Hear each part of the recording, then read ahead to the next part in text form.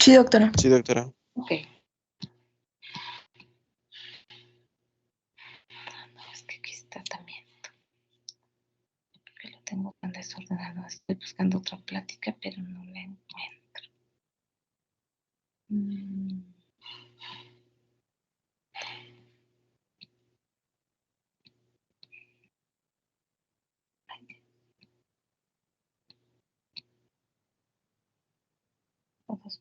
Todo por juntarlas. Bueno, déjenme ver.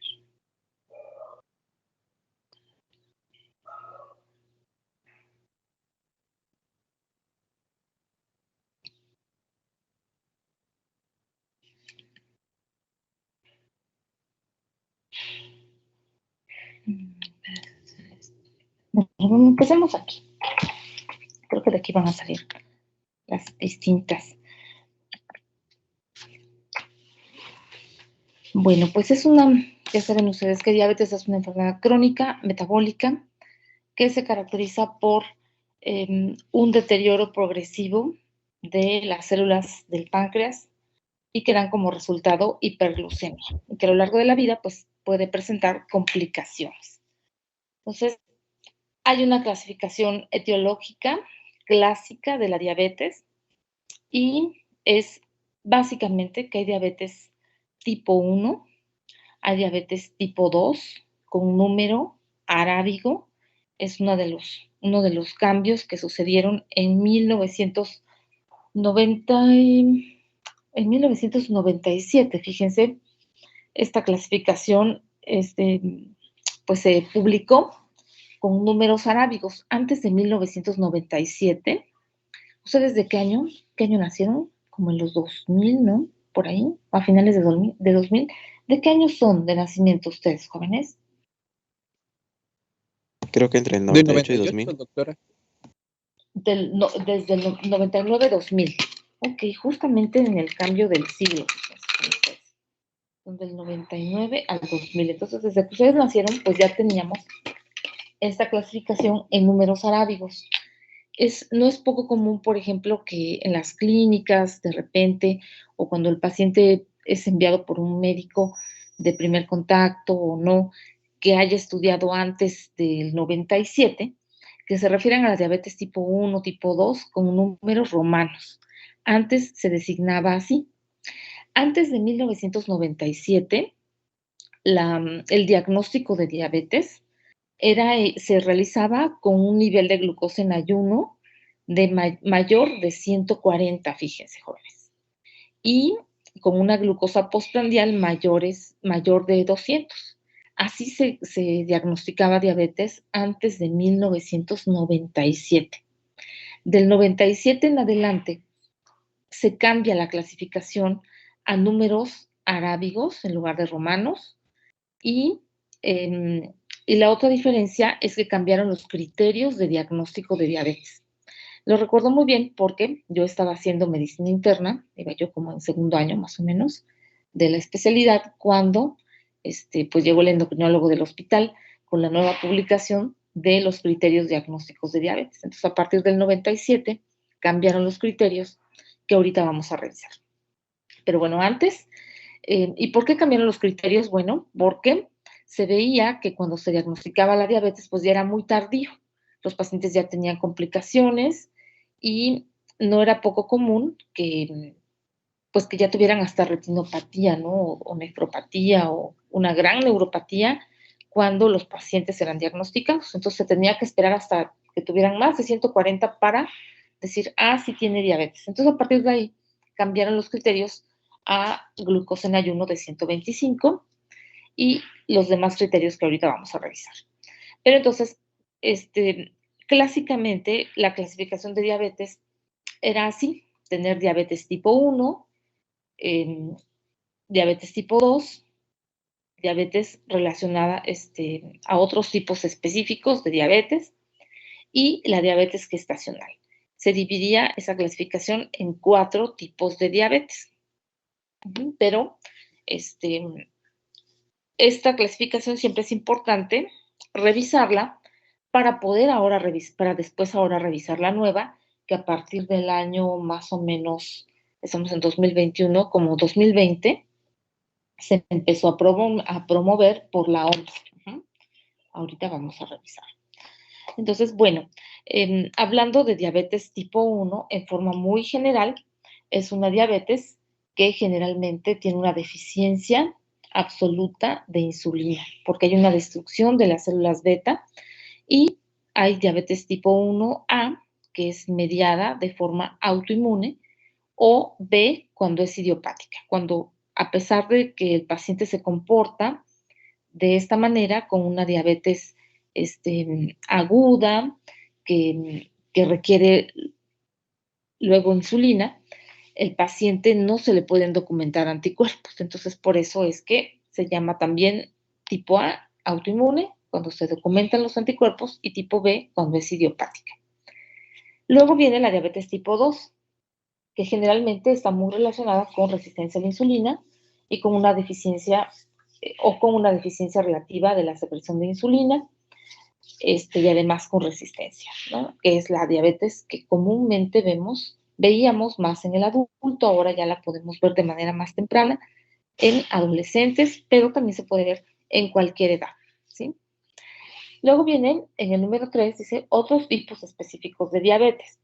Aquí vienen una gran cantidad de, de defectos, por ejemplo, defectos genéticos puntuales que deterioran la función de las células beta, como mutaciones específicas, por ejemplo, en diferentes factores, como por ejemplo el factor nuclear del hepatocito, la glucosinasa, el factor nuclear del hepatocito 1 alfa, factor promotor de la insulina, etcétera. Todos estos factores que son puntuales también son causas genéticas de diabetes. Se les llama también diabetes monogénica, porque hay un defecto en una mutación en un factor en específico, y de ellos, de los MODIs, como ustedes pueden ver ahí, es también designada diabetes del adulto, pero en jóvenes, ¿no? Es una diabetes que no es aguda, que no es deficiente claramente de insulina. Los MODIs tienen diferente forma de presentación, cada uno es eh, distinto, y esos MODIs también son denominados pues diabetes monogénica. También hay otros defectos de la acción de la insulina, como diabetes que inicia desde la infancia y relacionados a síndromes pues muy poco comunes, pero bueno, también están descritos.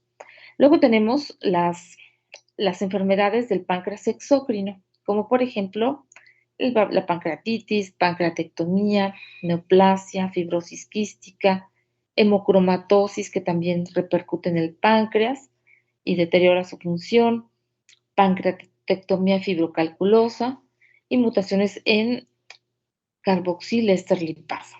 Entonces, todas esas enfermedades del páncreas, por supuesto que tienen un impacto para desarrollo de diabetes. Por ejemplo, dentro de los ejemplos más comunes, pues son las pancreatitis, que son padecimientos pues con cierta prevalencia, que se pueden ver comúnmente, o cuando el paciente tiene necesidad por pancreatitis o por otro motivo de que le hagan una pancreatectomía. Por supuesto que la reducción de la masa pancreática pues va a tener como resultado a largo plazo diabetes, bueno, a mediano o largo plazo. Por allí en consulta tengo 2 pacientes que han tenido insulinoma y no tenían diabetes antes de la cirugía del insulinoma. Entonces, pues claramente ahí podemos ver un ejemplo muy fácil de que, bueno, es irónico que pacientes que ya han tenido un problema de enfermedad que causaba hipoglucemia, y como era por un tumor, pues ahora tienen diabetes, ¿no? Es algo feo, es algo no muy bueno, pero pues es mejor tener diabetes y tener una vida más o menos larga que morir por un tumor pancreático, ¿no? Muy bien, entonces también tenemos algunas endocrinopatías que son una clara característica de que las alteraciones de algunas hormonas contrarreguladoras de la insulina, la mayoría de ellas, pueden dar como resultado diabetes. Siempre, jóvenes, siempre, siempre es pregunta de examen, ¿cuáles son las endocrinopatías relacionadas con diabetes? Y entonces la respuesta, cuando yo les pregunte, pues va a ser acromegalia, síndrome de Cushing, glucagonoma, feocromocitoma, hipertiroidismo, somatostatinoma y aldosteronoma. Todas esas endocrinopatías están relacionadas con diabetes, ¿sí? Así que por favor, anótenlo con estrellita porque sí se los voy a preguntar. Hay algunos fármacos, algunos que ya no tienen, ya no se usan mucho, que pueden estar relacionados con diabetes, como dentro de las más conocidas, por ejemplo, ácido nicotínico, que también se utiliza para disminuir colesterol, pero no se usa por sus efectos adversos. Los esteroides, por supuesto. Las hormonas tiroideas. La verdad es que aquí hormona tiroidea está descrito en estos textos, pero en realidad tendría uno que tener un estado de un estímulo constante, una sobredosis de hormona tiroidea, como para que esto esté relacionado, ¿sí? Así que no todo es tan directo.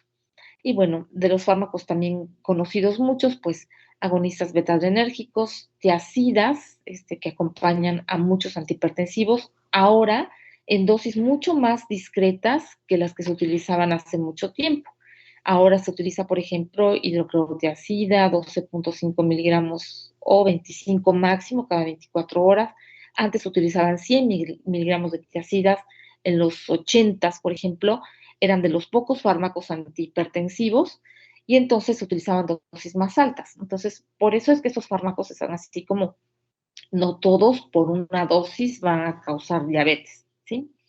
En la actualidad también se habla, por ejemplo, de que hay estudios grandes de estatinas eh, por, para tratamiento de hipercolesterolemia y ahora que se estudian más los fármacos y que se aseguran los inversionistas, los dueños de las farmacéuticas, de tener estudios de seguridad, se ha visto que en grandes poblaciones, por ejemplo, quienes toman estatinas tienen más riesgo de tener diabetes o se asocian a diabetes.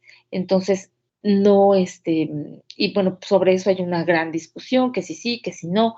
La verdad es que es común que la gente con síndrome metabólico o prediabetes pues puedan tener necesidad de tomar fármacos como estos y probablemente sea un efecto doble el que estamos viendo, ¿no? Que sí se relacionan con el fármaco, pero también porque los pacientes tienen factores de riesgo para ello, ¿no? Entonces, podríamos agregar a la lista en la actualidad las estatinas.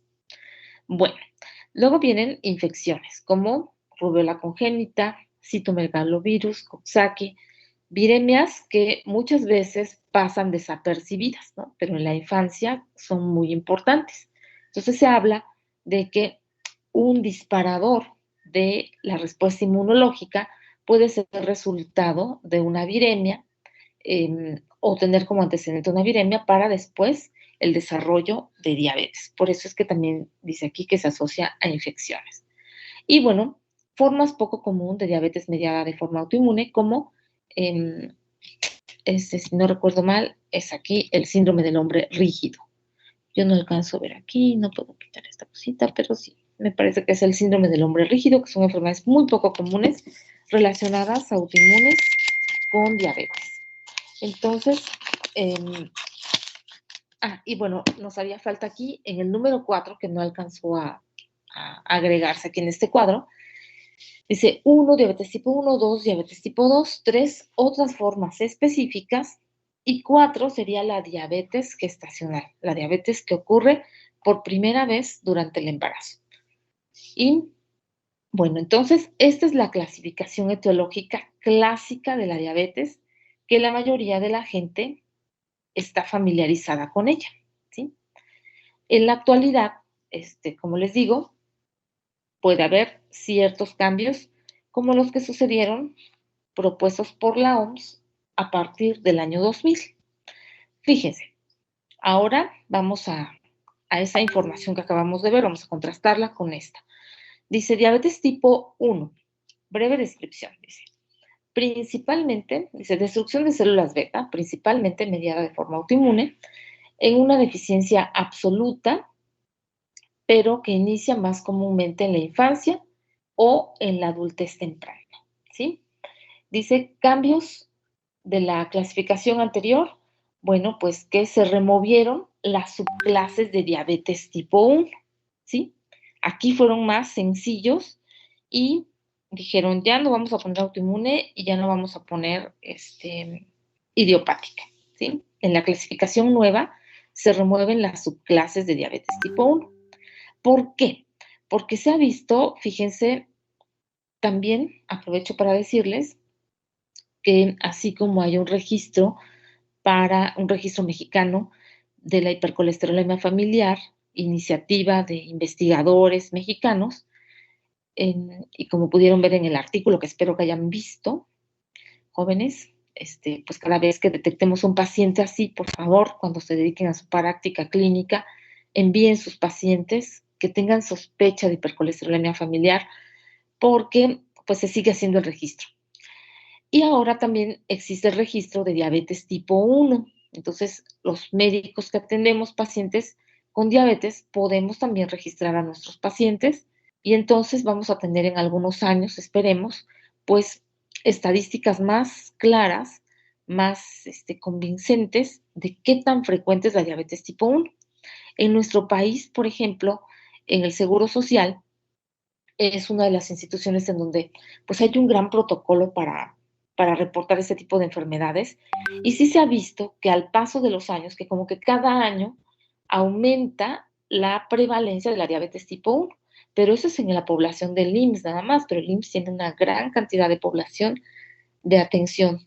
Entonces, ¿qué quiere decir esto? Pues que ahora ya no vamos a estar con que a fuerzas debamos tener anticuerpos cuando un paciente es evidente que puede tener diabetes tipo 1, por su edad, por su forma de presentación y porque además dice aquí destrucción de las células beta, dice que puede ser,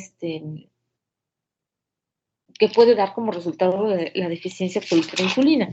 Aquí pasa por varios niveles, ¿no? Esa destrucción puede ser inmediata y total o puede tener un caminito de progresión hasta en 3 años, ¿no? Puede ser que alguien tenga deterioro y de repente sus características cambien mucho. Entonces la destrucción de las células beta a veces no es aguda, a veces es progresiva y, eh, y, y no tan rápida, no tan aguda como estamos acostumbrados a pensar que es la diabetes tipo 1. Y la diabetes tipo 1, pues estamos acostumbrados a pensar que ocurre de manera muy temprana en los niños, en la adolescencia, pero también se ha visto en adultos mayores, por ejemplo, ¿no? Todo depende de la forma de presentación. Bueno, ahora dice diabetes tipo 2. Dice, es el tipo más común. Hay varios grados de disfunción de la célula beta, por supuesto, y de resistencia a la insulina. Hay quienes tienen más, quienes tienen menos, quienes tienen las dos cosas. Y se asocia comúnmente a sobrepeso y obesidad. Entonces, dice aquí, las subclases de diabetes tipo 2 también están removidas, dice aquí. Bueno, después, fíjense, tenemos un término nuevo que se llama formas híbridas de diabetes. Y bueno, esto puede ser un nuevo tipo de diabetes. ¿Por qué? Porque con la alta prevalencia de sobrepeso y obesidad, lo cual ustedes ya conocen muy bien, es muy prevalente el sobrepeso y la obesidad, podemos ver pacientes que tengan una destrucción rápida de células beta, pero que además sean obesos, o pacientes que no son obesos y y que tengan datos de resistencia a la insulina y que ocurra de manera muy temprana. Y entonces vamos a tener muchas dudas a veces cuando tratamos pacientes de primera vez que no se conocían con diabetes. Entonces, al no tener elementos a veces para decir es tipo 1, es tipo 2, pues también se habla de formas híbridas, ¿no? Pacientes que tengan antecedentes familiares de autoinmunidad o alguna enfermedad autoinmune, pero que además tengan datos de resistencia a la insulina.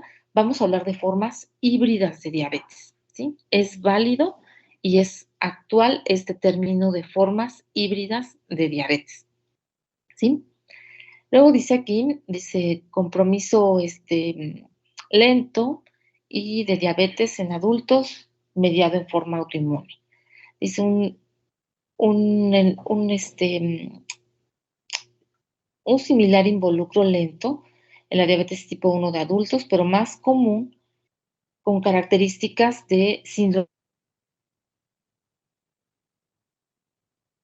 que es anti-GAT, que es antidescarboxilasa del ácido glutámico, y, y que tenga todavía una función de las células beta. Entonces vamos a ver todo esto que les digo, todo junto, ¿no? Paciente que a lo mejor sea delgado, pero que tiene datos de síndrome metabólico, tienes dudas, le pides anticuerpos y resulta que de los 2 o 3 anticuerpos salió uno y levemente positivo y entonces dices, ¿será o no será? Pasa el tiempo, le volvemos a hacer anticuerpos y ya no hay, etcétera. Entonces, la nomenclatura cambiada dice previamente referida como diabetes eh, del adulto latente autoinmune o diabetes LADA. Uh-huh. Era un paciente adulto en el que había algunas características de autoinmunidad y antes se le llamaba como diabetes autoinmune del adulto latente o LADA. Uh-huh. Entonces, a veces esta clasificación no puede ser tan pura. Es difícil a veces tener en la primera consulta o en la segunda o en el primer año nos vamos a ir valorando pues qué tipo de diabetes puede tener. Característica, por ejemplo, propensión a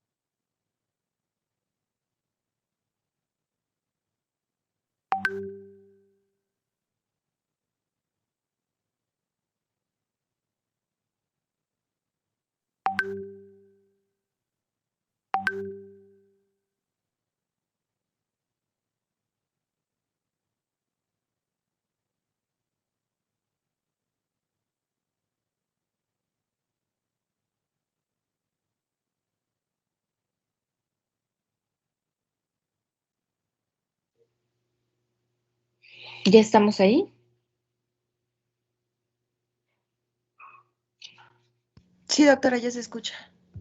Ok, sí, sí, me di cuenta que como que lo sacó, ¿verdad? Bueno, entonces vamos a regresar aquí.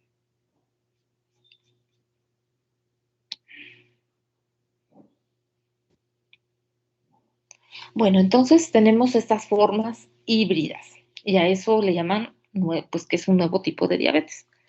Entonces tiene de un lado, tiene del otro lado. No sé si recordaron, si mencionamos o les tocó escuchar o ya no, que con los nuevos fármacos que existen para diabetes, se ha visto, por ejemplo, pues en algunos, la tendencia a la cetosis.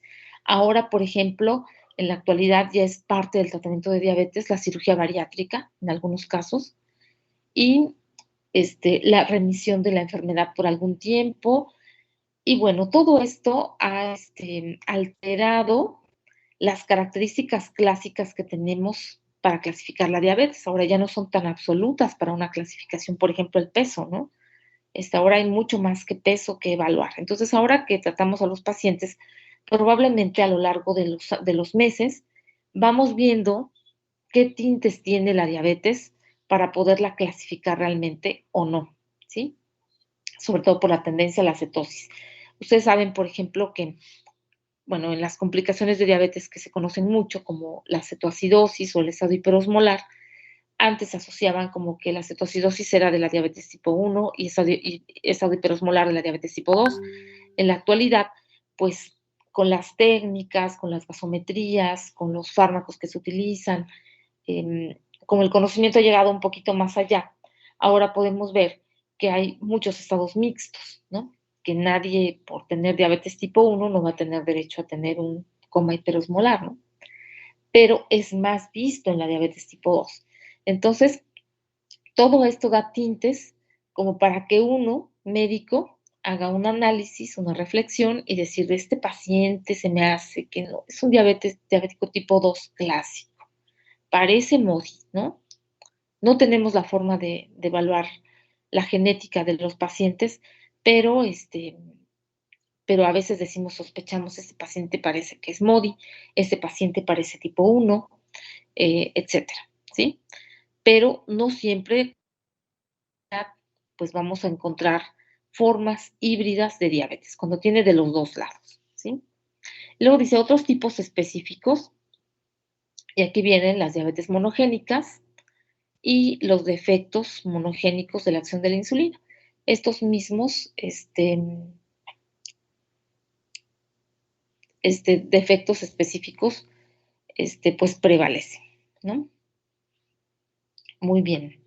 Entonces, este es el panorama, jóvenes, la reflexión de contrastar estas dos clasificaciones es que cuando tengamos un paciente, no siempre lo vamos a poder clasificar de entrada en la primera consulta. Muchas veces en el seguimiento nos vamos a dar cuenta de cómo se comporta el paciente y si realmente pareciera tipo 1 o tipo 2, y hay veces que va a ser necesario que pues pidamos anticuerpos. Y bueno, esas son las enfermedades endócrinas del páncreas, trastornos endócrinos, todo esto que dice sin cambios. Diabetes no clasificable, fíjense, dice, usado para describir diabetes que claramente no se rige, no reúne otras categorías. Esta categoría puede ser empleada temporalmente cuando no hay un claro diagnóstico específicamente eh, al momento del diagnóstico, cercano al momento del diagnóstico, como les decía. Entonces, es muy, es correcto que nosotros si decimos, tengo un paciente que es obeso, pero que tuvo cetosis de diagnóstico de ingreso y que ahora se está comportando pues con buena tolerancia a metformina, por ejemplo, pues decimos, todavía no lo puedo clasificar. Entonces, por ese día podemos poner diabetes no clasificable. Y si más adelante a este paciente se le comprueban anticuerpos, pero tiene además mucho sobrepeso y resistencia a la insulina, cantosis, decimos, bueno, puede ser que tenga una diabetes híbrida, ¿sí? Eso es válido. Eso es la clasificación actual. Y bueno, la hiperglicemia detectada durante el embarazo, tenemos dos formas de presentación. Por ejemplo, puede ser que sea la paciente ya diabética conocida y que además se embaraza. Ese puede ser tipo 1, tipo 2, que puede ser diagnosticada durante el embarazo, ¿no? Por primera vez diagnosticada durante el embarazo, pero ya tenerla previamente. Y también la diabetes gestacional, ¿no? La hiperglicemia, que solamente ocurre durante el embarazo. Y bueno, esta es definida por los criterios que vamos a revisar cuando veamos diabetes gestacional.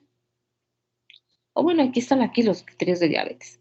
Pero bueno, vamos a revisarlos no en milimoles, sino en miligramos por decilitro. Entonces, esto es el rápido viaje por la clasificación de diabetes. Y bueno, ocurren cambios progresivos en la diabetes tipo 2. Esto lo voy a poner de manifiesto, creo que en otra laminita que tengo más adelante. Bueno, aquí me detengo en el modelo temporal del desarrollo de diabetes tipo 1. Esta grafiquita me gusta mucho porque en el, en el eje de las Y, ¿sí? Está la masa de células beta y en el eje de las X está el tiempo en años, que viene desde el año cero, que es el nacimiento. Y bien, vean, por ejemplo, en la diabetes tipo 1 hay una gran predisposición genética, dice que con eso ya se nace, con esta predisposición genética, y abajo hay una línea punteada de color azul en donde se ejemplifica, bueno, pues los límites de normalidad para no diabetes y diabetes.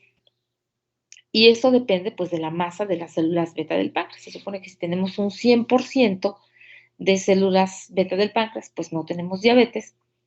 Y si hay un deterioro, pues vamos a tener diabetes. Por eso, en verde, claro, tenemos una línea continua que es de no tener diabetes, pero fíjense cómo cae a cierta edad, cae esta función de las células beta de manera progresiva, pasando por diferentes porcentajes de células beta, hasta que llega a una línea crítica que indica la diabetes cuando ya esta línea es punteada. Jóvenes, voy a hacer este, un pequeño receso, ¿eh? Nos vemos ahorita a las 8. Sí, doctora. Son 7:52. Sí, doctora. Bueno, pues, ahorita nos vemos.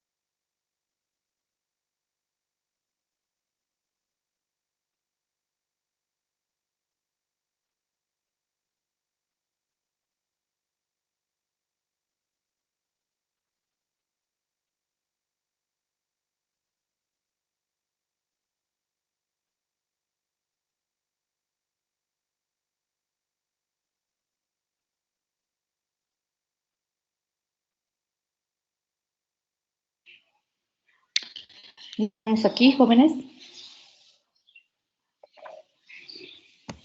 Sí, doctora, aquí estamos. Bueno, muy bien. Entonces, vamos acá. Estamos aquí. Bueno, en esta grafiquita de la diabetes tipo 1, que tuve que cambiar de salón, jóvenes. Fíjense que entonces está la predisposición genética, la línea verde continua, y dice después disparador inmunológico. Esos trastornos inmunológicos que pueden alterar pueden ser los virus, se habla de la leche de vaca, se habla pues de factores que pueden alterar esta tolerancia inmunológica a veces y que de repente desencadenan una reacción autoinmune contra las células beta u otras, ¿no? Cuando hay otros padecimientos autoinmunes.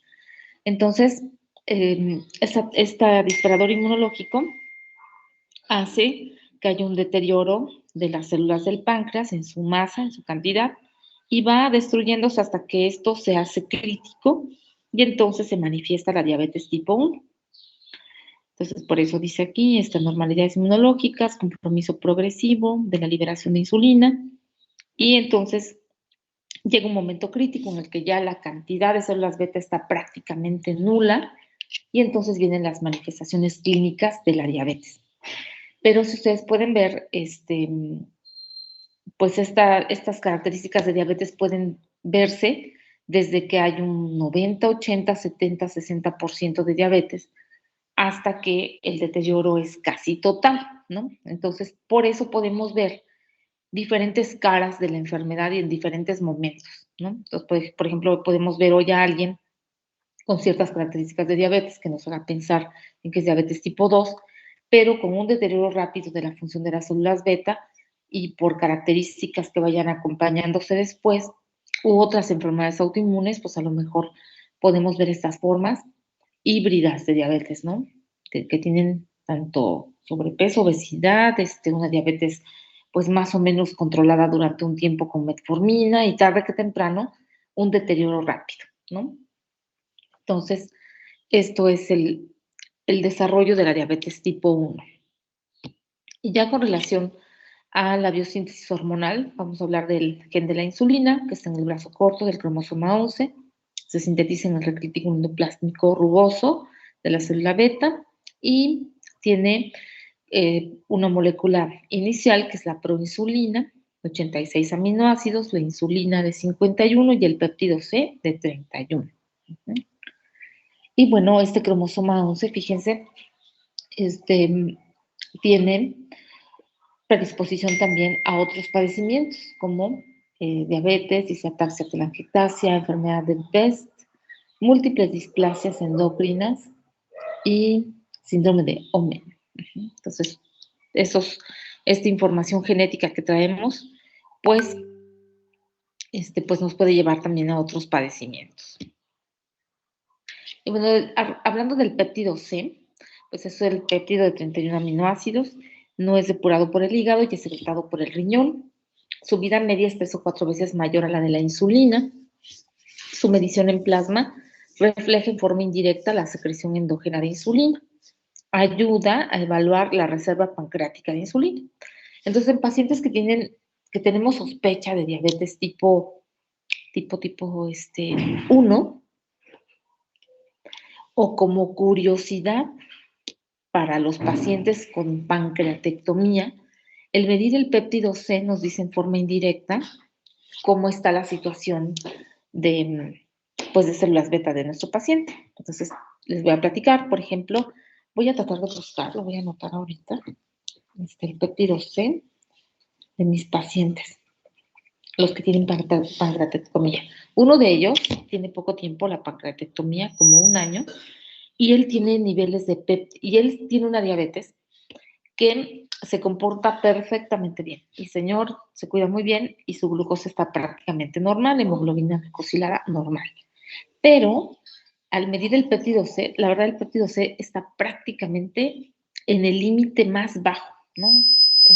En el valor de referencia inferior Y bueno, eso me hace pensar que este comportamiento pues va a ser muy poco tiempo, que él no tarda en manifestar la diabetes bien clara y probablemente con requerimiento de insulina pronto. Y por otro lado, otra paciente que también tiene pancreatectomía, ella tiene péptido C que es normal, entonces eso me da la idea de que pues, puede estar a lo mejor un tiempo, mucho más tiempo que el varón del que les hablaba, con su reserva de insulina. Entonces, en ese sentido, pues es importante. También es importante para el estudio de hipoglucemia con hiperinsulinemia, ¿no?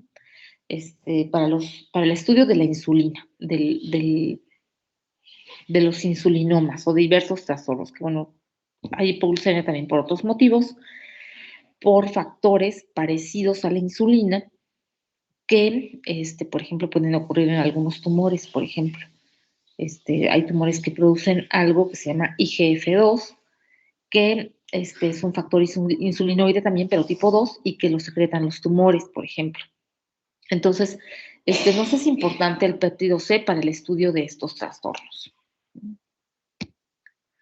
Y bueno, la insulina tiene 51 aminoácidos, una cadena alfa y una cadena beta, tiene una vida media muy corta, de 3 a 5 minutos, es catabolizada por insulinasas del hígado, riñón y placenta. Fíjense, se secretan aproximadamente entre 40 y 50 unidades de insulina al día.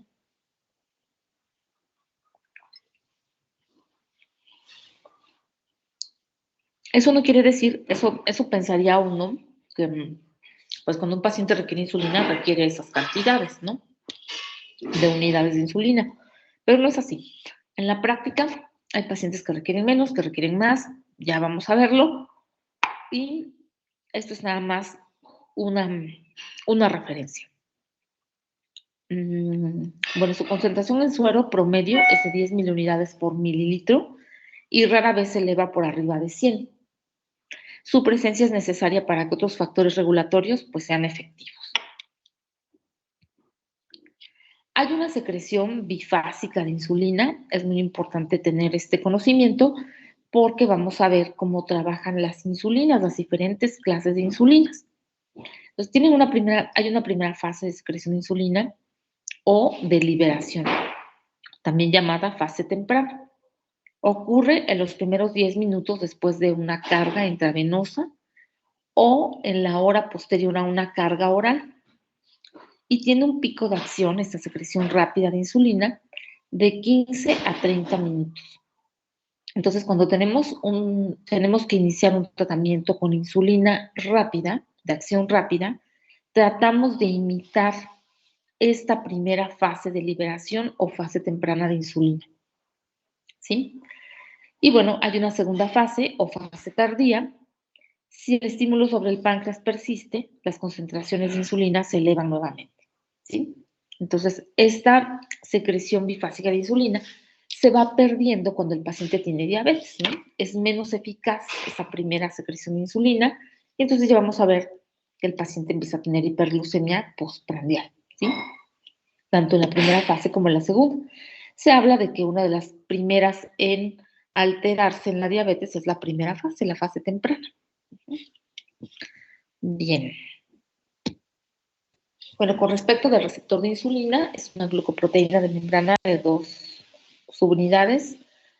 1A, la más grande, 1-alfa, la más grande, se extiende fuera de la célula, se encarga de unirse a la hormona, y la beta es la más pequeña, la subunidad beta, y es predominantemente citoplasmática, contiene una tirosincinasa que se activa después de la unión en la insulina y provoca su autofosforilación. El complejo hormona-receptor genera una serie de reacciones en cascada que movilizan glucotransportadores de insulina, IGF-2, el receptor de LDL, etcétera, hacia la superficie celular. Y bueno, existen algunas proteínas transportadoras de la glucosa. El intestino y el riñón contienen un cotransportador de glucosa dependiente de sodio. Los demás tejidos utilizan otros glucotransportadores que facilitan la difusión de la glucosa de mayor a menor concentración a través de la membrana celular, y esos son los glucotransportadores. Se han descrito como 11, no, creo que como 19, Iván, muchos. Entonces aquí vamos a revisar los más comunes. El GLUT1, que se encuentra presente en todos los tejidos humanos, media la captación basal y tiene alta afinidad por la glucosa. Está presente en el sistema vascular, se encarga del transporte adecuado de glucosa al cerebro. El GLUT2 tiene una afinidad muy pobre por la glucosa. Solo actúa si los niveles de glucosa son relativamente elevados en el estado postprandial, ¿sí? Por eso es uno de los GLUTs más importantes como blanco de tratamiento, el GLUT2. Principal transportador de glucosa en la célula beta, pancreática e hígado. Su difusión interior solo ocurre en estados de hiperglucemia. El GLUT3 está presente en todos los tejidos, es el principal transportador en la superficie neuronal, tiene una enorme afinidad por la glucosa y es responsable de transferir glucosa al líquido cefalorraquídeo y a las neuronas. Acuérdense que, por ejemplo, pues el cerebro es un órgano muy lábil a la falta de glucosa. Por eso es que cuando un paciente tiene un déficit de glucosa, una hipoglucemia grave, pues puede llegar hasta convulsionar, ¿no? O puede haber coma por hipoglucemia. El GLUT4, fíjense, se encuentra en el músculo y en el tejido adiposo, se encuentra atrapado en la célula y no funciona sino hasta que haya una señal promovida por la actividad de la insulina, entonces ocasiona sus translocaciones a la membrana celular. Después de una comida, facilita la entrada de glucosa a otros sitios de almacén. El GLUT5 se expresa en el borde de los enterocitos del intestino delgado. Sus propiedades bioquímicas sugieren que es un transportador de glucosa o de fructosa y es responsable de la captación de glucosa por hepatocitos y espermatozoides. Y bueno, vamos a hablar del glucagón, también es importante porque hay algunos fármacos que vamos a revisar que tienen que ver con la acción del glucagón. Entonces, el glucagón es una hormona peptídica secretada por las células alfa pancreáticas y se secreta a la circulación porta por exocitosis. Tiene una degradación a nivel del riñón y por estímulos paracrinos estimula la secreción de insulina y somatostatina, que a su vez también lo inhibe.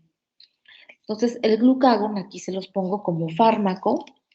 El glucagón es bastante útil cuando tenemos casos de hipoglucemia. La mayoría de los pacientes con diabetes tipo 1 deben tener un kit o deberían de tener de glucagón, así como este viene con la jeringa y ya viene para constituir rápidamente el contenido de la ampolleta y se administra de manera intramuscular.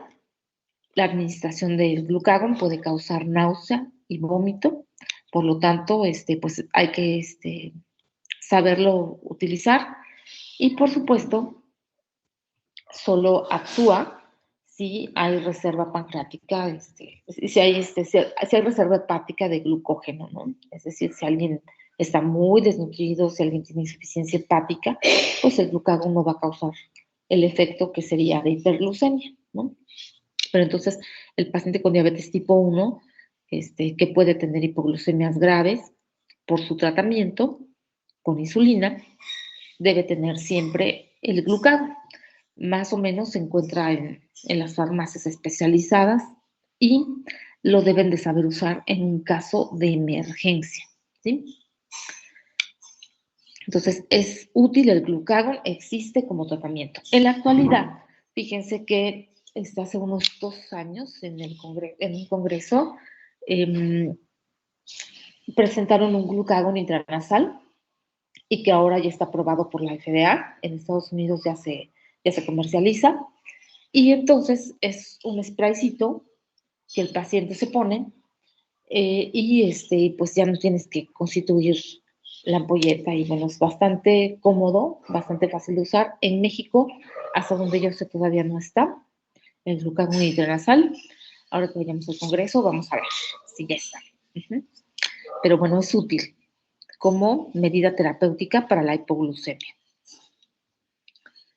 Y bueno, la somatostatina, también hablamos un poquito de ella. Es aislada originalmente en el hipotálamo. Ampliamente está distribuida en las neuronas del sistema nervioso central, en el intestino, en las células de la mucosa gástrica y en los islotes de Langerhans. La estimulan los aminoácidos, la gastrina, la colecistocinina, el péptido intestinal gástrico y la secretina. Y la inhibe el glucagón. Modula la absorción intestinal de sustratos al bloquear las funciones endócrinas, exócrinas y motoras del tracto gastrointestinal.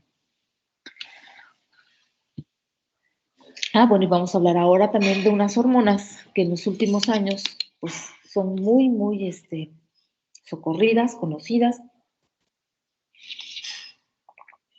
y son las incretinas. Las incretinas se conocen desde hace mucho tiempo, desde los años 30. En los años 60 se reconocen sus propiedades insulinotrópicas y se sabe que se liberan cuando los nutrientes entran al intestino. El péptido inhibidor gástrico o HIP, que se secreta a partir de las células K del duodeno y del yeyuno proximal, y el GLP-1.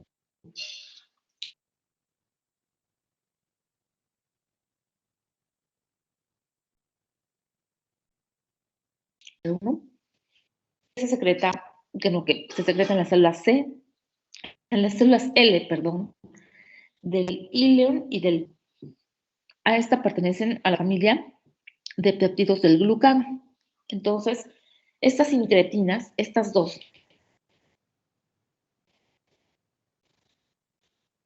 HIP y GLP-1, vamos a hablar de ellas. Promueven la secreción de insulina.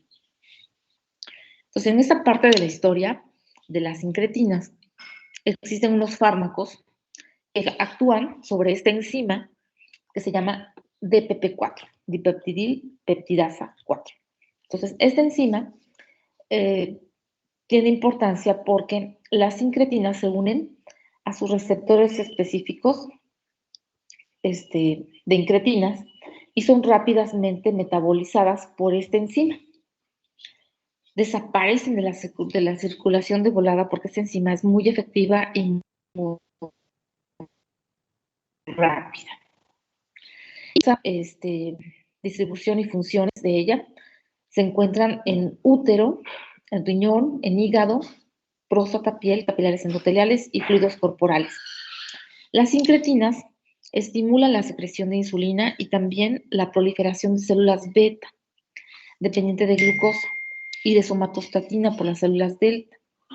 Inhibe también la secreción de glucagón de las células alfa. Entonces, la combinación de estas acciones reduce la producción hepática de glucosa al promover secreción de insulina, al inhibir el glucagón y principalmente con eso disminuye la producción hepática de glucosa, y por eso son los inhibidores de la enzima que destruye las incretinas, que son los inhibidores de la DPP4, son fármacos que se ocupan en diabetes, por este motivo. ¿Sí? Entonces, en diabetes concurren una secreción defectuosa de GLP-1 y un deficiente efecto insulinotrópico del HIP, y por lo tanto, estos fármacos son muy útiles en el tratamiento de diabetes. Ya vamos a ver con calma qué tan útiles son, cuál es el papel que juegan en la actualidad, pero es importante conocer el efecto de las incretinas y cuáles son, ¿sí? Bien, entonces vamos a ver. Vamos a hablar de la amilina también. Es una hormona secretada por el páncreas de manera simultánea con la insulina. Esta hormona amilina, si ustedes revisan en libros de la antigüedad, o sea, de antes del año 2000, antes de que ustedes nacieran, fíjense que antes de que yo entrara en endocrinología, sacaron algunos doctores un libro de diabetes, un tratado de diabetes, en donde hablaban de todos estos estudios y de incretinas y de amilina y todo eso. y se hacía como que era algo pues muy prometedor. Esto tiene mucho, mucho tiempo estudiándose, los efectos de las incretinas, de la milina, pero no es hasta los últimos 20 años que ha habido una gran investigación sobre estos fármacos y se ha podido llegar a tener fármacos que, pues que realmente han cambiado la vida de los pacientes con diabetes. Como ejemplo, les digo que cuando yo estudié medicina solamente existían 3 fármacos para tratar la diabetes, ahorita son como 10, ¿no? Y algunos de ellos basados en investigaciones pues de antes de esos tiempos, ¿no? De los 60, de los 70, pero que hasta ahora aterrizan en la posibilidad de, este, pues de estudios de seguridad, etcétera, ¿sí? Entonces, con respecto a la mielina, es una hormona que actúa con receptores cerebrales, gástricos y pancreáticos. Su función es reducir las excursiones postprandiales de glucosa sanguínea a través de efectos sobre la secreción de glucagón, la absorción de nutrimentos y la relación entre el apetito y la ingestión de comida.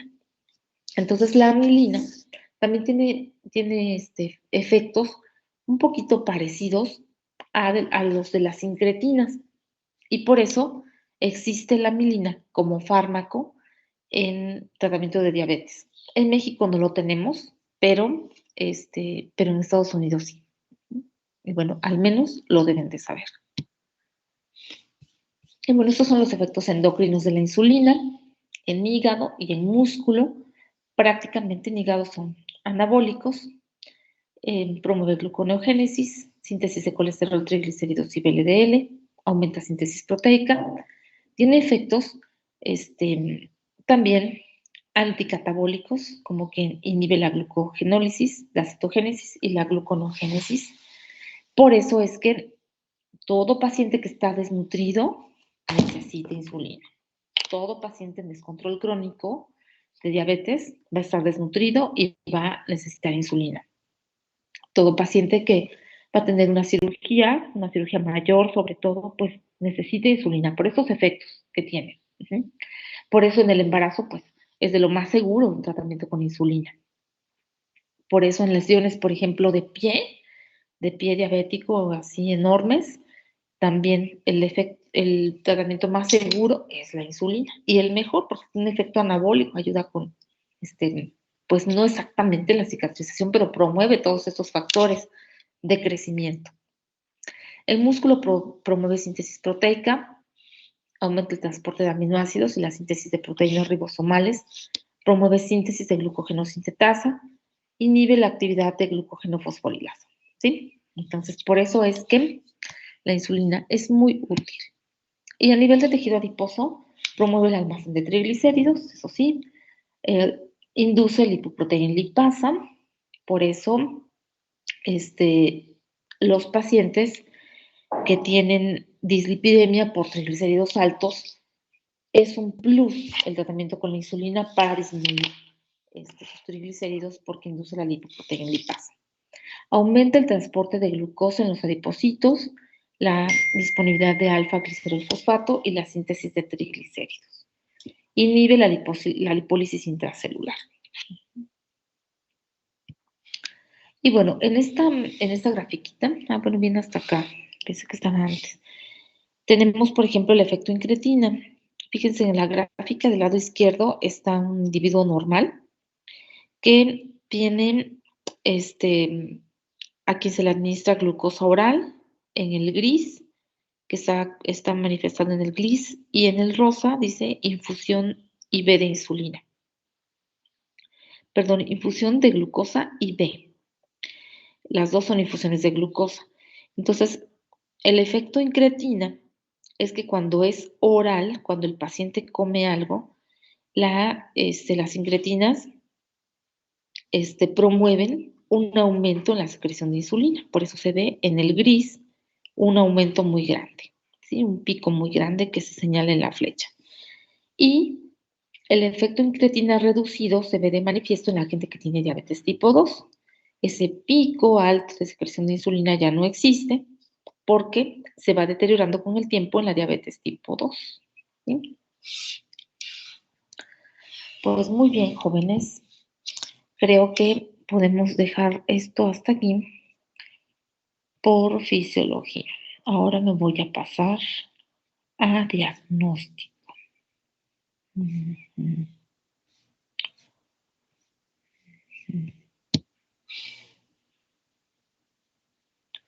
Esta grafiquita me gusta mucho porque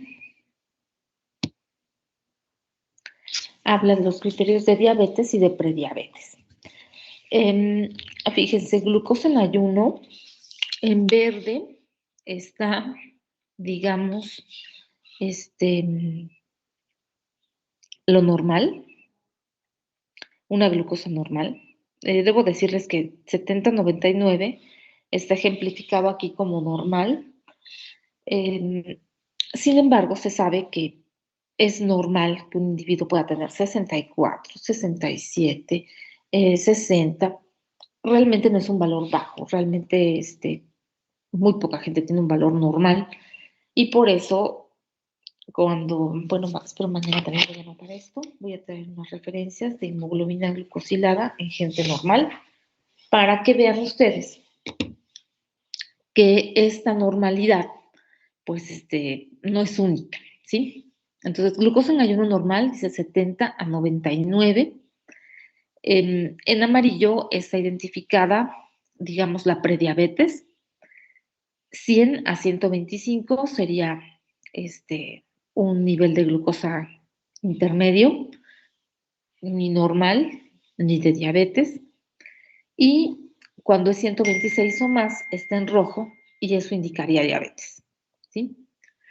Y bueno, por ejemplo, cuando se hace una curva de tolerancia a la glucosa durante 2 horas, el criterio de diagnóstico para diabetes sería que a las 2 horas el paciente que tiene diabetes va a tener una glucosa mayor de 200 y se clasifica como intolerante a la glucosa al paciente que a las 2 horas puede tener entre 140 y 199 de glucosa. Y se considera una curva de tolerancia a la glucosa normal cuando a las 2 horas el paciente tiene entre 70 y 139. ¿Sí? ¿Hasta acá vamos bien, jóvenes? Doctora, ¿en qué casos mandaríamos a pedir la curva de tolerancia oral a la glucosa? Fíjense que el motivo sería la duda diagnóstica. Así, de clarito, pues. Suponte que es muy común, fíjense, en la actualidad, yo casi no mando a hacer curvas de tolerancia a la glucosa, fíjense. Les voy a decir por qué. Porque primero es costoso. Segundo, hay que sacarle muchas muestras al paciente. Por supuesto que mando a hacer curvas de tolerancia a la glucosa en ciertos casos. Por ejemplo, cuando sospecho que mi paciente tiene acromegalia, bueno, pues una vez mido glucosa, mido insulina y mido hormona de crecimiento, ¿no? Por supuesto, hago curva cuando no me queda muy clara la diabetes gestacional, ¿no? O cuando ya es la semana 24-28 del embarazo, hay factores de riesgo y una glucosa en ayuno no tan precisa. Entonces, hacemos la curva. Pero generalmente con, con la hemoglobina glucosilada, con las glucosas de ayuno del paciente, con otros datos, pues realmente la curva de tolerancia yo no la uso mucho porque pues es costoso, hay que hacer varias muestras, por eso, porque hay otros elementos que son más fáciles, pero cuando hay una duda diagnóstica, cuando el paciente te dice, oiga, y realmente sí tengo diabetes o no tengo diabetes, si tú le explicas esto de la intolerancia a la glucosa, que es un paso previo a la diabetes, porque habla de cierto deterioro de la función de las células beta, y la gente quiere aclarar su duda en el momento, pues lo pido. Pero, la respuesta es esa, doctora, ante la duda diagnóstica. Y ya no cuenta la glucosa en azar, porque bueno, todavía en años pasados varios profesores nos incluían la toma de la glucosa en azar como diagnóstica. No, pues nunca ha sido al azar como decir glucosa al azar diagnóstica, no, pero siempre se ha sabido que cualquier paciente en cualquier condición metabólica, sea de ayuno o postprandial, si es mayor de 200, es diabetes, por supuesto. Sí, o sea, glucosa al azar, pues sí, es glucosa en cualquier momento del día, en condición de ayuno o no ayuno. Si alguien tiene más de 200, por supuesto que es diabetes, así es. Gracias, doctora. Entonces, bueno, ¿en qué íbamos? Bueno, en los criterios. Los criterios de normalidad. El segundo criterio, bueno, aquí es importante una aclaración. Fíjense que tengo del lado izquierdo glucosa en ayuno, y cuando hablamos de glucosa en ayuno, entre 100 y 125, se le llama glucosa en ayuno anormal. ¿Sí, jóvenes? Ese es el criterio. Se llama glucosa anormal en ayuno o glucosa en ayuno anormal. Tener 100 a 125 en ayuno no es intolerancia a la glucosa. Que les quede muy claro, jóvenes, porque puede ser pregunta de exámenes en todos niveles, ¿eh? No, en mi caso tal vez no, porque yo lo estoy aclarando. Pero si les preguntan en un examen nacional, por ejemplo, este criterio de 100 a 125 en ayuno se llama glucosa en ayuno anormal. En algunas traducciones de artículos se llama glucosa en ayuno alterada. También. Pero no confundir con intolerancia a la glucosa. Intolerancia a la glucosa es criterio de curva de tolerancia a la glucosa, jóvenes. ¿Sí queda claro? Sí, doctora. Bueno, espero que para todos quede claro, porque es muy común que se piense que 100 a 125, es muy común en los jóvenes, ustedes, que digan, es que tienen intolerancia a la glucosa porque tiene 100 a 125.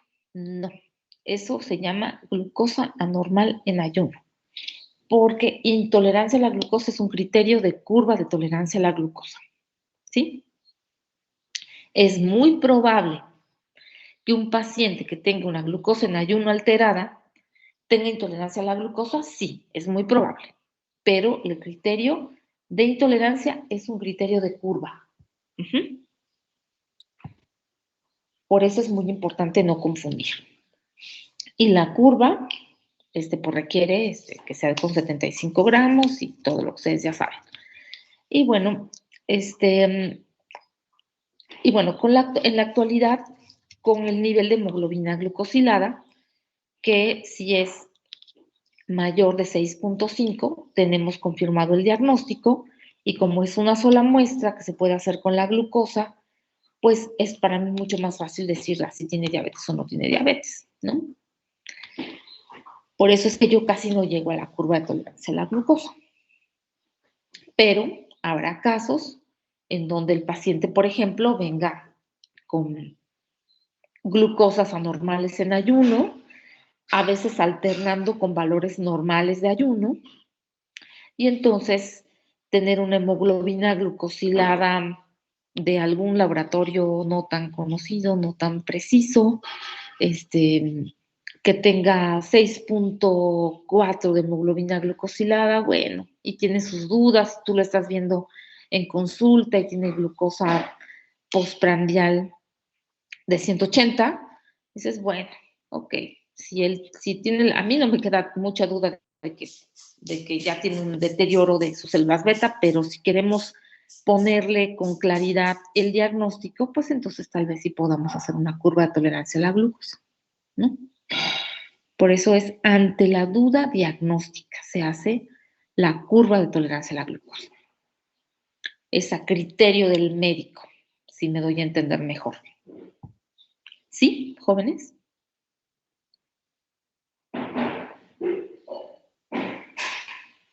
Bueno, espero que sí. Yo les explico, por ejemplo, a los pacientes que existe esa posibilidad de hacer la curva, pero fíjense, Les voy a poner un casito clínico así. Supónganse que es una paciente que tiene glucosa en ayuno de 115, en otra ocasión glucosa en ayuno de 109, y le estoy viendo actualmente con una hemoglobina glucosilada de 6.4%. Pues para mí, o sea, está a 1 milímetro de tener diabetes. Y se lo explico así. Desde el punto de vista práctico, conviene que se considere con diabetes.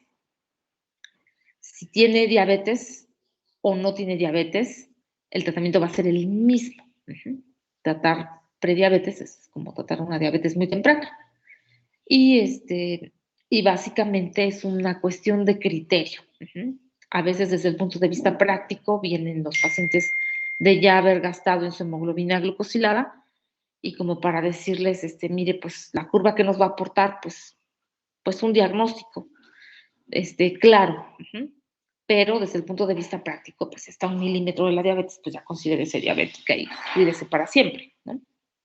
Pero si la paciente dice, no, yo sí puedo, hágame la curva y vemos, bueno, pues se hace la curva. Pero a veces por cuestión de economía de los pacientes, conviene ser más práctico. Depende. Muy bien, pues vamos a seguir adelante, jóvenes. Bueno, aquí estábamos hablando de la hemoglobina glucosilada, que se considera normal, por debajo de 5.5%, y se consideran prediabetes de 5.7 a 6.4%, y hemoglobina glucosilada diagnóstica de diabetes arriba de 6.5%. Bueno, se considera normal una hemoglobina glucosilada por debajo de 5.7%. Aquí está mal la referencia de 5.5. Estoy viéndola muy bien aquí, que dice 5.5, sí dice 5.5, pero es por debajo de 5.6, digamos. ¿Todo bien aquí, jóvenes? Sí, doctora. Sí, doctora. Bien. Ok. Bueno, aquí es importante señalar que es importante tener los niveles adecuados de hemoglobina glucosilada y que no requiere ayuno. Tradicionalmente se hace ayuno, pero no requiere ayuno.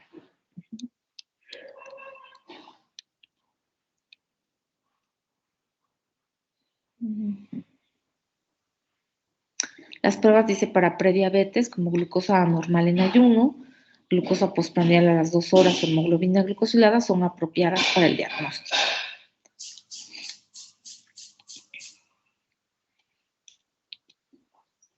Este estudio, fíjense que es importante mencionarles, mira, apenas se publicó en el 2002, más o menos, ustedes estaban muy bebés, entonces, este estudio es un estudio muy importante porque ya había muchas referencias previas de que la diabetes tipo 2 se puede prevenir o retardar.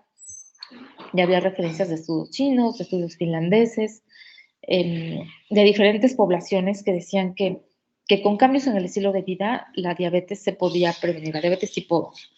Entonces se hizo este estudio más moderno a raíz de que se quería tener confirmación en este tema, de qué tan importante era prevenir la diabetes. Entonces se hizo un estudio, que es el estudio DPP, así se llama, Diabetes Prevention Program, y en ese estudio se estudiaron diferentes poblaciones. Bueno, se estudió una población que tenía intolerancia a la glucosa y se les dio diferentes tratamientos. Hubo 3 grupos de intervención y esos fueron los centros clínicos que participaron, 27 centros. La edad de los individuos era de más de 25 años. Tenían una curva de tolerancia a la glucosa de 2 horas entre 140 y 199, es decir, tenían intolerancia a la glucosa. Y además tenían glucosa en ayuno anormal. Eso. Y un IMC mayor de 24. Había todos los grupos étnicos. Y Y bueno, la distribución fue aleatoria. Y fíjense, hubo diferentes brazos. Un brazo, más o menos de 1,000 pacientes, se les dio cambios en el estilo de vida. A otro brazo de tratamiento, alrededor de 1,000 pacientes también, se les dio metformina. Y a otro brazo de tratamiento se le dio placebo. Había otro brazo de tratamiento, eran 4. El otro brazo de tratamiento era un medicamento llamado troglitazona. La troglitazona es una tiazolidinediona, pero que en este estudio, al tener otro brazo con troglitazona, empezaron a haber publicaciones de daño hepático por este medicamento y entonces en automático se cerró el brazo de troglitazona y se quedó solamente como fármaco la metformina. Y entonces se les dio seguimiento. El seguimiento fue 3.7 años y la metformina se inició en dosis de 850 miligramos cada 24 horas y se incrementó después de 4 semanas de manera gradual a 850 miligramos cada 12 horas. En el placebo, dice, se realizaron los ajustes al igual que con la metformina. Placebo. Y bueno, miren, esos son los datos importantes de este estudio. El 58 y el 31. Esto demuestra que la intervención intensiva del estilo de vida realmente previene la progresión de intolerancia a la glucosa a diabetes tipo 2.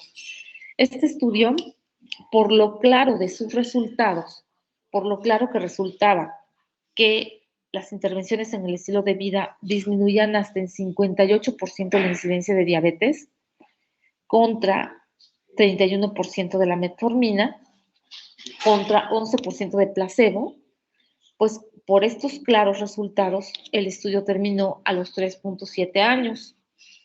Y entonces queda muy claro en la era moderna que estas intervenciones son muy importantes para prevenir diabetes y que la metformina, pues también juega un papel importante en prevenir diabetes.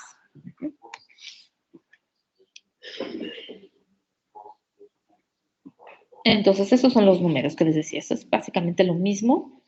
Y fueron, aquí ponen 4 años, pero bueno, fueron 3.7 años de este estudio. ¿Qué más? Ya empezamos con clasificación otra vez. Ahora sí. Son 8:43 jóvenes. Déjenme ver, déjenme mostrarles una última imagen. Con esto vamos a terminar nuestra plática de hoy, porque además les voy a dejar una tarea.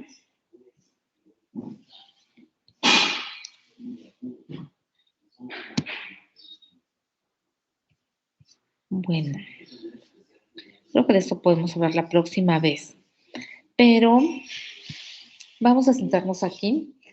Fíjense que la hiperglucemia y la diabetes tipo 2, de manera común, de manera tradicional, a raíz de varios estudios clínicos, de manera tradicional hace algunos años, se ha visto que el defecto principal para desarrollar diabetes se centraba en esta figura, que era el defecto de las células beta del páncreas, con la secreción defectuosa de insulina, con la secreción excesiva de glucagón que antes pues no parecía ser tan importante como ahora, con disminución de la captura de glucosa e incremento de la glucólisis, de la lipólisis, y el aumento de la producción hepática de glucosa. Estos son los 3 defectos más importantes, tradicionalmente conocidos para la generación de diabetes tipo 2, ¿sí? En la actualidad, aquí quisiera que le tomaran una foto a este octeto ominoso, porque vamos a hablar de él la próxima clase. Quiero que busquen en internet este octeto ominoso y básicamente detalla los mecanismos de efecto que genera hiperglucemia en la diabetes de manera actual. Es muy importante que lo tengan en mente porque nos ayuda a recordar, bueno, cuáles son los defectos que causan hiperglucemia y vamos a ver en dónde, en qué parte actúan los diferentes fármacos que tenemos en la actualidad para tratar la diabetes, ¿sí? Entonces, ese es el octeto ominoso. Búsquenlo, busquen qué quiere decir y vamos a traspolarlo. La tarea que les voy a dejar todavía no está detallada, pero les voy a ir platicando porque esto de la diabetes ya nos tiene que tener bastante ocupados. Vamos a traspolar esta figurita del octeto ominoso a la historia de avances terapéuticos en la diabetes tipo 2.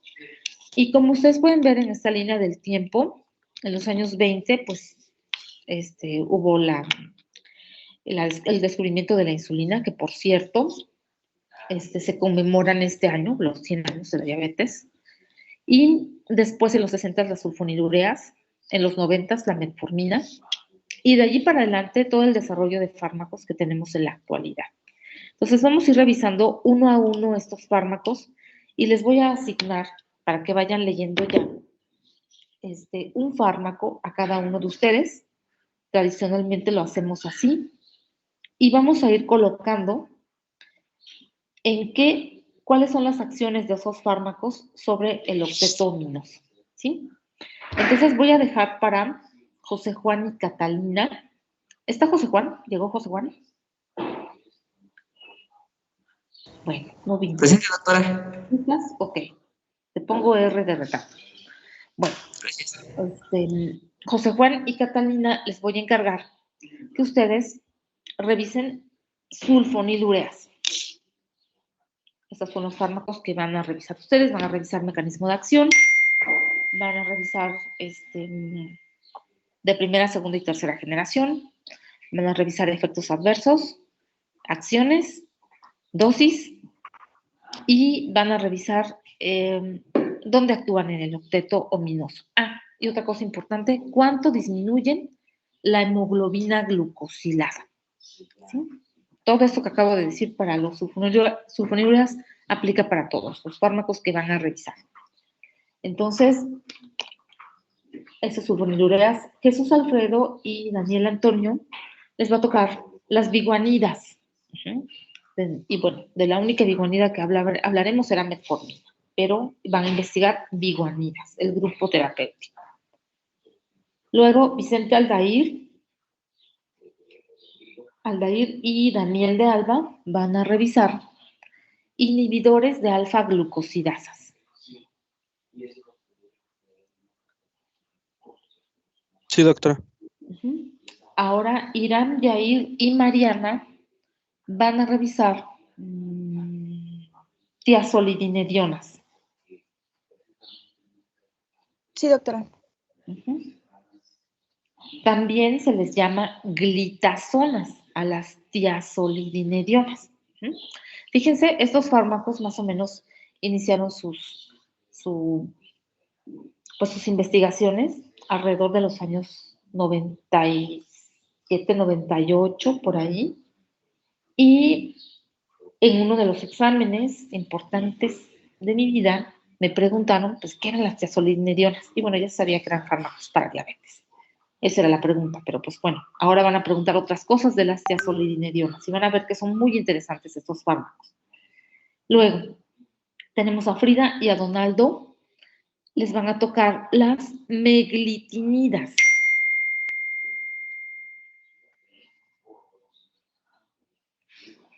Ella es Frida y Donaldo. A Cora, Eileen y Camila les van a tocar los agonistas del GLP-1.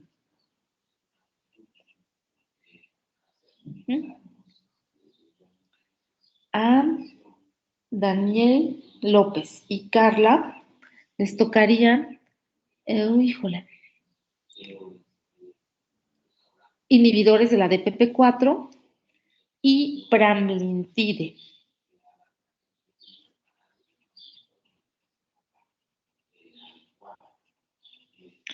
A Jonathan y a Mónica les tocarían los inhibidores de SGLT2.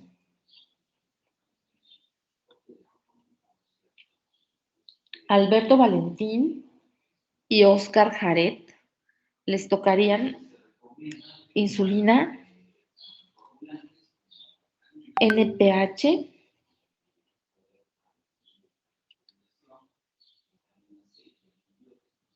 a Diana Patricia y Erika del Carmen, insulina rápida, a Leslie Michelle y Carlos Enrique les tocaría análogos de insulina rápida. A ustedes les tocarían Lispro, Aspart y Glulicina. Básicamente, todas tienen la misma forma de acción. Lispro, Aspart y Glulicina, que serían los análogos de insulina rápida. Y Rosa Guadalupe y Laura Isabel les tocarían los análogos de insulina basal, que son las insulinas modernas. Aquí les tocarían a Rosa Guadalupe y Laura Isabel Glargina, Degludec y Glargina, Degludec y nada más. Glargina y Degludec. Si tuvieran alguna duda para hacer su trabajo, pues mándenme mensajito. Doctora, Sí, ¿esto tiene que ser una presentación de PowerPoint? va a ser una presentación. Ustedes van a estudiar sus fármacos y van a tener van a hablar de eso que les acabo de decir. Mecanismo de acción, efectos adversos, indicaciones, dosis y disminución de hemoglobina glucosilada. ¿Cuánto disminuye la hemoglobina glucosilada? Y por supuesto, efectos adversos. ¿Sí? Y por supuesto, vamos a ver en la clase, van a poner su diagrama como para que nos sirva a todos, aunque no les toque tal o cual fármaco, van a situar en el octeto minoso en qué parte del octeto minoso actúan los fármacos que les tocan. ¿Sí? Para que a todos nos quede muy claro cada vez que revisemos un fármaco, vamos a revisar claramente su mecanismo de acción y nunca se les va a olvidar. Sí, doctora. ¿Para cuándo sería? Fíjese que la próxima clase creo que ya podríamos estar hablando de tratamiento. Para después hacer un taller de insulinas.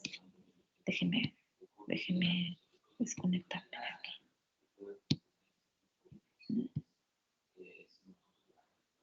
Bien, sí, les decía que si pueden, pues ya irlos trabajando para la próxima clase ya empezar a hablar de tratamiento.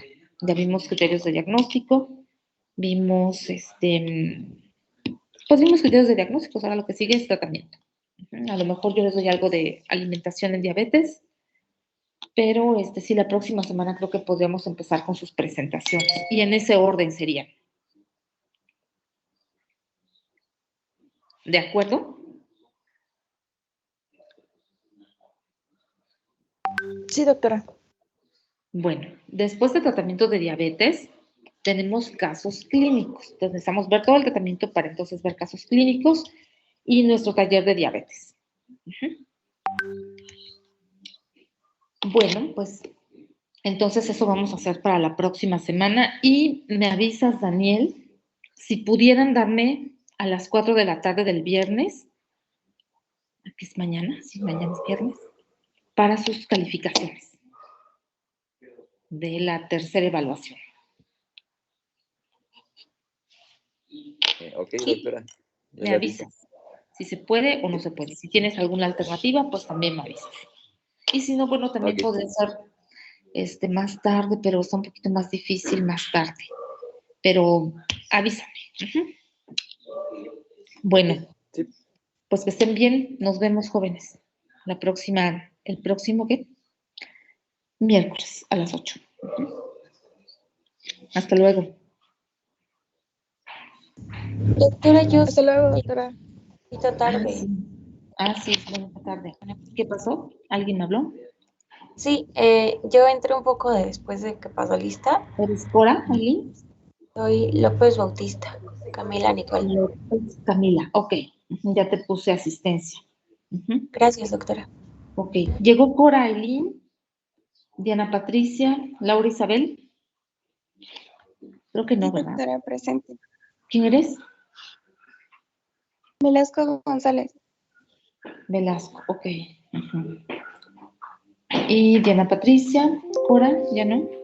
Creo que no. Vamos a ponerle CF.